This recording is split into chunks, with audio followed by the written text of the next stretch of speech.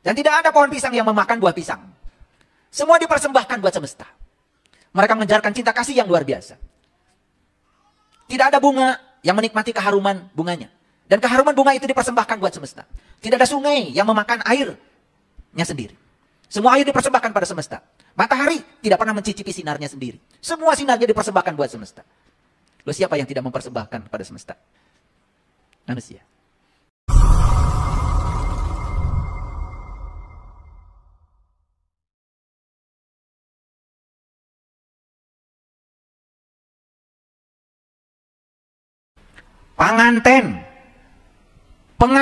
Pengantian, masa yang ditunggu-tunggu. Nunggu apa kita? Nunggu pelunasan data kita. Maka kita akan dipasangkan dengan yang berbeda dengan kita. Tapi banyak yang gagal di situ. Karena memenuhi hawa nafsu. Mencari yang tidak ada. Tidak bisa menerima yang ada apa adanya. Kalau semua pasangan mengatakan, istriku yang paling cantik, paling hebat, paling segalanya, kelebihannya saya terima, kekurangannya saya terima perbedaan itu apa adanya. Di situ proses belajar akan tumbuh. Dandangnya penuh gula. Baru fase berikutnya apa? Kalau dandangnya penuh gula, baru masuk fase pangkur. Belajar melepaskan kemelekatan pada apapun, termasuk pada pasangan. Baru durma, belajar membagikan cinta kasih. Baru berikutnya apa? Magatru, pegatru. Dan fase itu akan dilalui semua orang. Setelah magatru, pegatru, berikutnya apa? Pucung, pocong. Ini kan calon-calon pocong semua. Termasuk saya. Tidak ada yang lebih pasti dari kematian. Tapi banyak orang yang sibuk mempersiapkan kehidupan. Tidak pernah mempersiapkan kematian. Lucu ya. Kalau kehidupan itu tidak pasti. Yang pasti itu kematian. Sudah siap belum? Sudah tahu jalannya belum? Makanya kalau kami di Tandang Leluhur Sunda ini diajarkan, sing bisa nganyang kapageto, sing bisa apal jalan pibalikeun. Dan itu tidak bisa simsalabim. Tidak bisa menunggu. Allah hanya menghendaki pada cahayanya siapa yang dikehendaki. Kita yang harus memulai. Sudah memulai belum perjalanan itu? Belum. Mau kapan mulainya? Yuk, semoga dengan kajian ini kita jadi bersemangat ya untuk segera memulai. Mumpung masih ada nafas, mumpung masih diberi hadiah kehidupan. Oleh karena itu, inti sarinya semua kitab suci sebetulnya Rahman dan Rahim. Beda bahasa saja. Kasih sayang, cinta. Kita ini semua buah cinta. Dan kita ada karena cinta. Dan kita pun disemai di satu tempat. Namanya sumber cinta. Rahim. Ya harusnya kita datang ke dunia ini, semua kita ini membawa cinta. Dan semua kita datang ke dunia ini menjadi sumber cinta. Harusnya begitu. Itu hukum alam. Kalah kita sama pohon. Pohon pisang menghasilkan pisang. Setelah semua dihasilkan pisangnya, dipersembahkan kepada manusia. Silahkan, aku sudah berkarya membesarkan buah pisang ini. Bahkan kalian tidak pernah tahu bagaimana keluh kesahku, kata pohon pisang. Sekarang sudah ranum, sudah matang pohon, silahkan ambil. Manusia cuma ambil golok, jebret.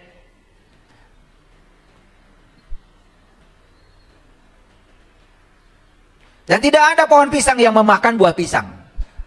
Semua dipersembahkan buat semesta. Mereka mengejarkan cinta kasih yang luar biasa. Tidak ada bunga yang menikmati keharuman bunganya. Dan keharuman bunga itu dipersembahkan buat semesta.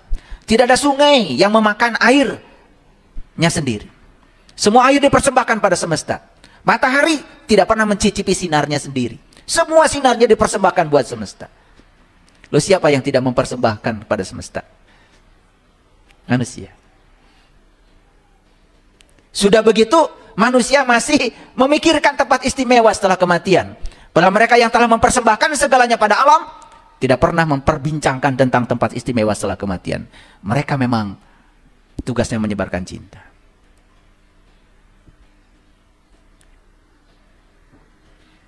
Ada pertanyaan sekarang bagi kita. Maaf ya. Sudah jadi sumber cinta di rumah? Sudah menjadi sumber cinta di lingkungan tempat tinggal kita? Sudah menjadi sumber cinta di negara kita? Sudah menjadi sumber cinta di bumi tempat kita berpijak ini? Apa yang sudah kita persembahkan kepada semesta? Kalau anak saja di rumah, semoga orang tua saya gak pulang-pulang. Habis kalau pulang suka marah-marah. Malah anak merasa nyaman ketika orang tuanya tidak ada di rumah. Di rumah saja kita tidak bisa menjadi sumber cinta, sumber sukacita. Di tempat arisan, aduh ibu itu.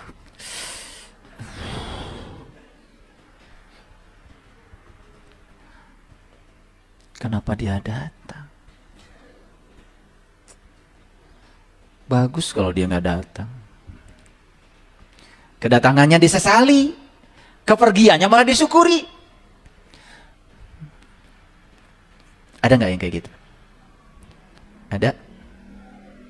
Ada apa banyak?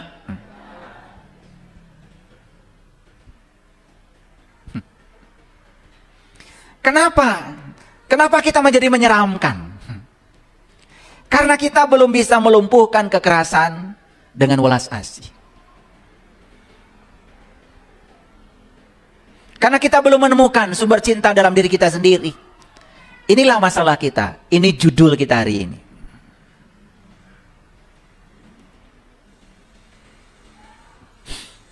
Mari kita lihat dulu beberapa ayat ya, sebagai landasan kajian kita hari ini.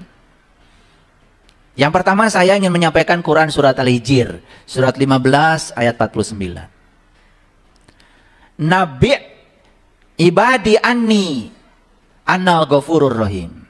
Nabi itu artinya pembawa berita. Makanya kata nabi di sini jadi kata kerja. Nabi, kabarkanlah. Itu. Jadi nabi itu sebetulnya pembawa berita, pembawa kabar. Kabar yang dibawa para nabi, para rasul itu cuma dua. Yang pertama peringatan, yang kedua kabar gembira. Jadi kalau kita pengikut para nabi, pengikut para rasul, harusnya yang dibawa itu dua, peringatan dan kabar gembira. Jadi yang suka nakut-nakutin itu bukan pengikut nabi. Karena di dalam Quran jelas ya, yang dibawa cuma dua, nadhiran dan basyiran. Jadi yang dibawa itu cuma dua, peringatan dan kabar gembira. Nah di ayat ini Allah mengatakan, Nabi ibadi, kabarkanlah kepada hamba-hambaku, ini sesungguhnya aku anal ghafurur rahim, aku ini adalah maha pengampun lagi maha penyayang. Jadi ini dari Allah disampaikan ya kepada Nabi. Kabarkanlah hai para nabi, para rasul, bahwa sesungguhnya aku ini adalah Allah yang maha pengampun lagi maha penyayang. Di Quran indah sekali. Kata rohim itu selalu diawali dengan ghafur. Atau kata rohim diawali dengan Rahman. Ar-Rahman, Ar-Rahim. Al-Ghafurur Rahim. Banyak sekali sebelum kata rohim diawali dengan kata ghafur. Ada kasus. Ini cerita nyata.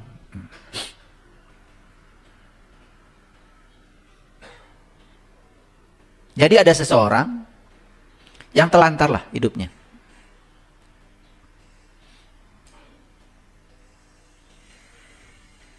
Berpisah dengan keluarganya. Ya ada anak, tetapi anak-anaknya juga tidak berdaya. Dia hidup sendirian. Dia punya saudara. Dan saya coba hubungkan dengan saudaranya. Nih, saudara Anda ini sakit, parah. Perlu pertolongan segera. Gak ada yang datang. Padahal sudah tidak berdaya. Sudah tidak berdaya. Berdiri aja sudah tidak bisa. Akhirnya, ya udah, sama saya dirawat. Sekarang sedang dirawat di rumah sakit. Gak ada kaitan dengan saya. Gak ada kaitan dengan saya. Secara hubungan keluarga. Kaitannya karena dia sama-sama manusia. Itu aja. Udah nggak usah dipikirkan. Ya, saya bilang sama rumah sakit, tolong dirawat orang ini sampai sembuh. Saya yang nanggung biaya.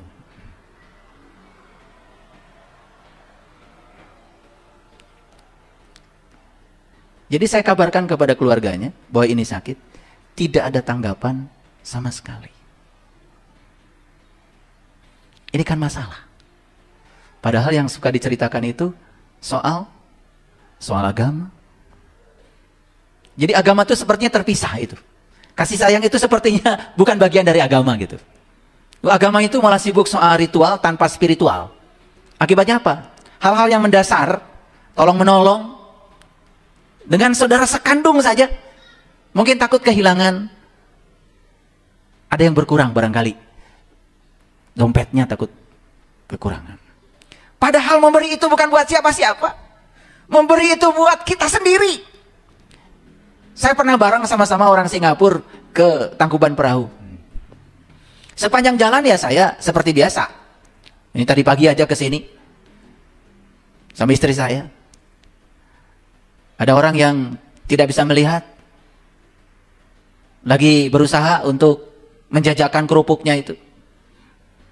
Ya saya berhenti mobil saya. Saya beli kerupuknya semua. Udah dibeli kerupuknya ya. Mau kemana? Mau ke Pangkalan Pak. Tahu jalannya? Kayak Badai Tataros Pak.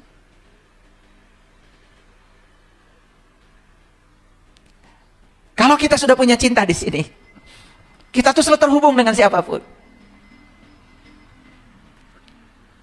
Kalau kita tidak punya cinta di sini, ada masalah kita.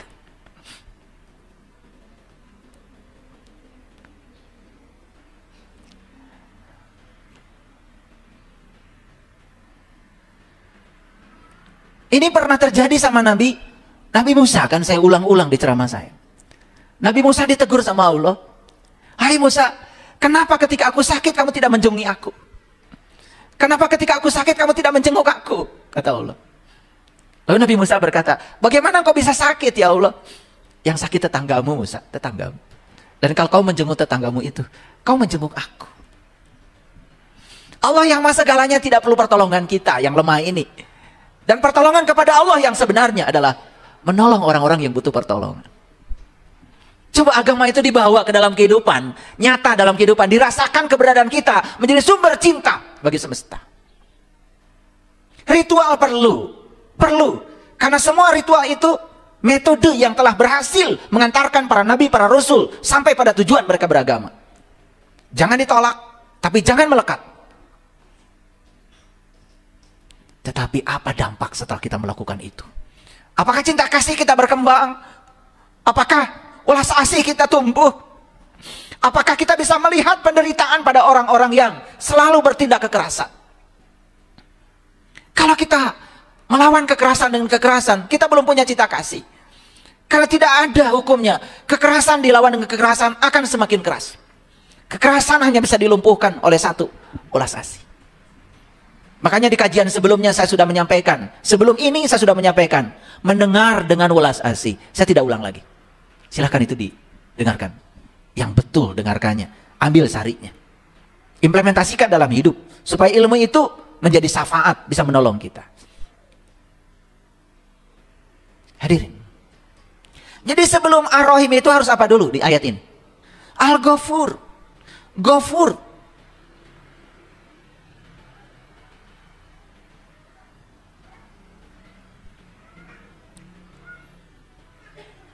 Kita harus belajar memaafkan. Termasuk orang-orang yang mungkin pernah menyakiti kita, mungkin pernah menjatuhkan nama baik kita, mungkin setiap hari sibuk mengurusi kesalahan-kesalahan kita. Maafkan. Kalau di Quran dikatakan, maafkan dan biarkan. Kalau tidak bisa memaafkan, tidak ada rohim, tidak ada rohim, tidak terjadi itu. Sok atuh. Daripada kita marah, lebih bagus memaafkan. Karena memaafkan itu sama sekali tidak ada urusannya dengan orang yang dimaafkan. Tidak ada urusan dengan mereka. Memaafkan itu membuka jalan bagi diri kita sendiri. Saya tanya, kenapa kamu tidak mau menolong adikmu? Karena adik saya pernah melakukan satu kesalahan. Sudah terpojok seperti itu pun masih ada di sini kebencian. Dikiranya memaafkan itu untuk orang lain. Itu kebodohan. Memaafkan itu membuka jalan buat diri kita sendiri.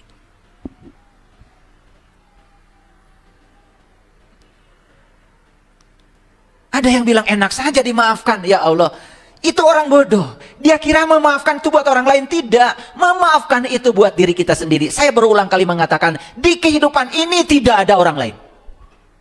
Yang ada cuma diri kita sendiri. Kita berbuat baik buat kita. Kita berbuat jahat pun buat kita. Kembali pada cerita tadi. Jadi saya jalan ke Tangkuban Perahu. Ngantar tamu saya dari Singapura. Sepanjang jalan itu seperti biasa. Saya ngasih. Saya selalu menyiapkan untuk dikasih. Sampai di Tangkuban Perahu ngobrol. Enak ya katanya. Di Indonesia. Kenapa? Saya baru terkejut. Saya melihat ayah katanya berbagi tadi. Begitu bahagianya. Kami di Singapura tidak bisa melakukan itu. Karena tidak ada orang yang mau diberi. Wah, saya bilang, saya betul-betul tertegun di situ. Saya merasa bersyukur jadi orang Indonesia. Karena di Indonesia itu banyak yang harus diberi. Sementara di Singapura tidak ada yang harus diberi.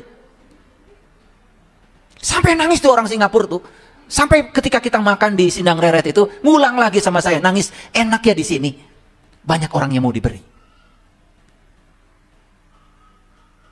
Di Singapura itu tidak ada orang yang mau diberi. Di Indonesia tidak ada orang yang mau memberi.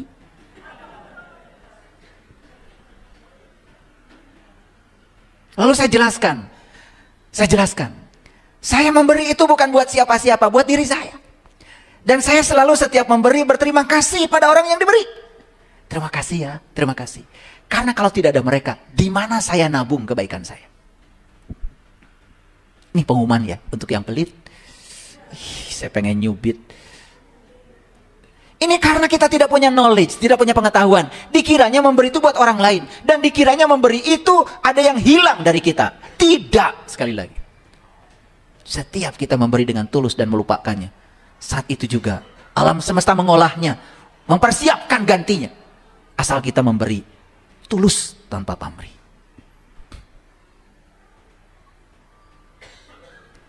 Jadi saya kasih pertanyaan lagi. Ar-Rahim dulu, Al-Ghafur dulu.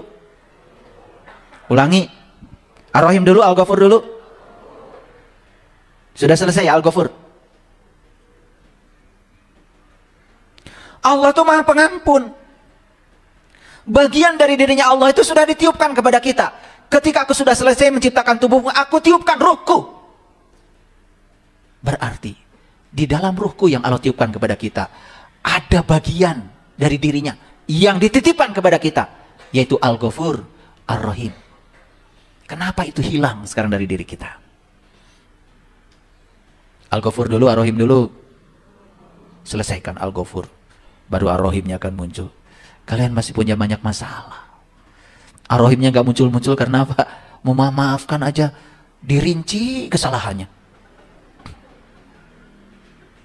Betul gak? Ya Allah. Udah, bereskan. Jadi memaafkan menguntungkan siapa? Ya, jangan cuma ngomong.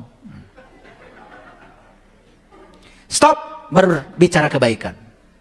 Gak bosan gitu bicara kebaikan? Mulai sekarang, mulai melakukan kebaikan. Lihat saya semuanya. Ini kesadaran. Kesadaran itu ada di tengah. Di kesadaran itu ada keabadian. Di kesadaran ada kasih sayang. Di kesadaran itu ada kelembutan. Nah, di kiri kanan ini ada apa? Perhatikan saya. Di sini ada kecintaan, di sini ada kebencian, kasih sayang di tengah. Orang yang sudah punya kasih sayang tidak terjebak pada kebencian, tidak terjebak pada kecintaan, tidak berpihak.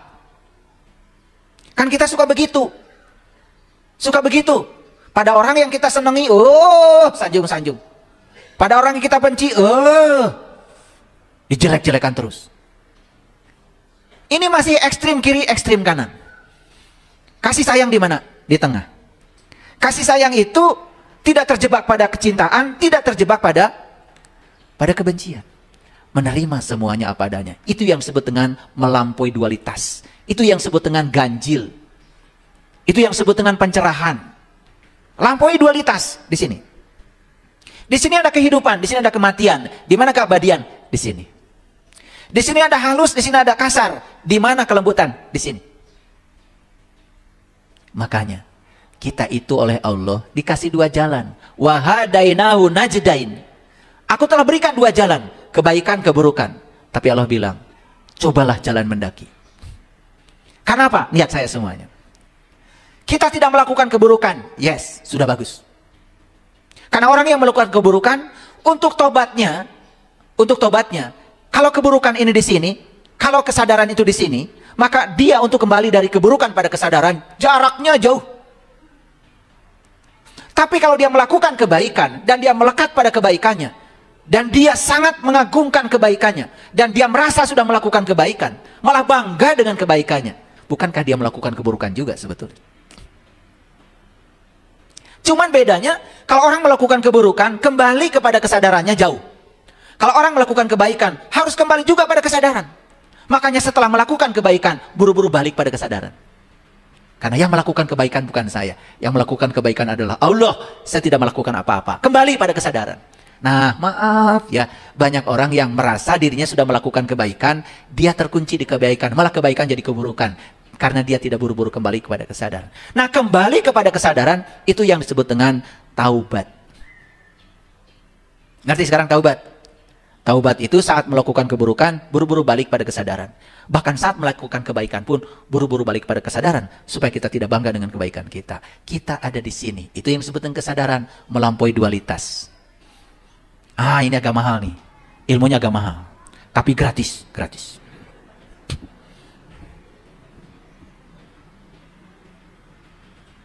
Banyak gak orang yang terikat dengan kebaikannya? Nih lihat, saya kasih tahu ya. Orang yang mengikatkan diri dengan kebaikannya, hati-hati. Saat dimana dia sudah melakukan kebaikan pada orang, dan orang itu melakukan keburukan pada dia, dia akan berhenti melakukan kebaikan. Betul? Rumah sate, rumah hos. Nah, itu. Hanya orang tidak mengucapkan terima kasih atas kebaikan kita pun, besok-besok mau beres ya. Kamari ke tengah nuhunkeun. Betul nggak? Ini karena saat melakukan kebaikan, dia tidak kembali pada kesadaran. Makanya saya kasih tahu. Begitu melakukan keburukan, tobat. Tobat itu bukan astagfirullahalazim. Itu upacaranya. Itu afirmasinya. Tapi tobat yang sebenarnya kembali kepada kesadaran. Semoga ucapanmu pakai astagfirullahaladzim itu mengembalikan pada kesadaran. Baca astagfirullahaladzim 1000 kali, kalau tidak kembali pada kesadaran, itu belum tobat. Tobat tuh gini nih, ini HP saya di sini, saya pindahkan ke sini, kembalikanlah ke tempat semula, itu namanya tobat. Tabayatubu taubatan, tobat itu balik, kembali. Nah, kalau yang melakukan keburukan, biasanya justru lebih gampang tobatnya. Nah, yang susah tobat itu yang melakukan kebaikan dan melekat pada kebaikannya, bahkan merasa diri seakan-akan sudah melakukan kebaikan. Itu dalam bahasa sufi disebut sum'ah, bangga dengan amalnya. Nah, tingkatan yang paling berbahaya itu yang disebut dengan ujub, bangga diri. Lamun taya akang, untung ada saya. Mulai kan? Itu melekat pada kebaikan. Harus kembali pada kesadaran. Dari tadi saya bicara, ngerti nggak? Ngerti apa tidak? Nah, kalau ngerti syukur ya. Jangan-jangan saya ngomong terus nggak ngerti-ngerti. Jadi ulas asih itu wujudnya apa sebetulnya? Sikap ulas asih itu bahasa Inggrisnya, bahasa kerennya adalah self-compassion. Yaitu kita bisa memperlakukan dan mengasihi diri sendiri. Kita tidak akan sukses mengasihi orang lain kalau kita belum mengasihi diri sendiri. Mohon maaf, ada yang masih suka marah-marah di ruangan ini? Sebenarnya saya malas nanyanya. Ini pura-pura aja, pura-pura. Orang yang suka marah-marah itu sebenarnya tidak sayang pada dirinya sendiri. Orang yang sayang pada dirinya sendiri dan sudah punya knowledge-nya, oh marah itu merusak pikiran. Marah itu memupuk ego. Oh marah itu menyuburkan energi negatif dalam diri. Oh ternyata marah itu merusak jantung. Oh marah itu merusak pernafasan. Oh ternyata marah itu menghasilkan hormon-hormon yang berbahaya bagi tubuh, yang disebut dengan hormon kortisol. Karena dia tahu, maka dia mengasihi dirinya sendiri. Maka dia ketika mau marah, buat apa marah? Kan lebih bagus al-ghafur, lebih bagus memaafkan daripada marah. Betul nggak? Sehingga rohimnya muncul karena sudah dipenggal dengan al-ghafur. Ngerti ayat yang tadi? Makanya baca Quran itu jangan terlalu banyak. 1-2 ayat aja, tetapi direnungkan, diimplementasikan. Saya tidak bisa seperti Bapak Ibu one day one juz, saya nggak bisa. Nggak bisa saya. Saya kadang-kadang 1 ayat aja bisa berjam-jam itu. Karena Quran itu berlapis-lapis itu.